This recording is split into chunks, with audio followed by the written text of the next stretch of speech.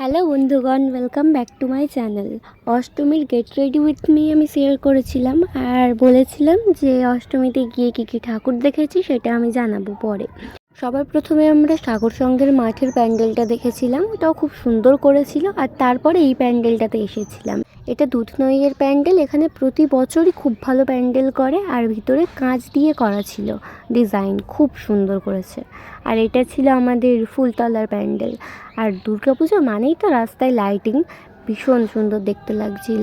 আর তারপরে গেছিলাম বিডিওর মাঠের প্যান্ডেলে, কিন্তু খুব লাইন বলে ওরা আর দেখেনি, চলে এসেছে। তারপরে এটা ছিল পদ্মপুকুরের ওখানের প্যান্ডেল।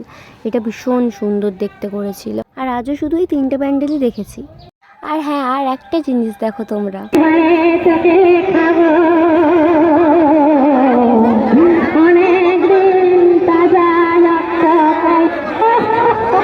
কি ভয় পেলে তো? চলো টাটা।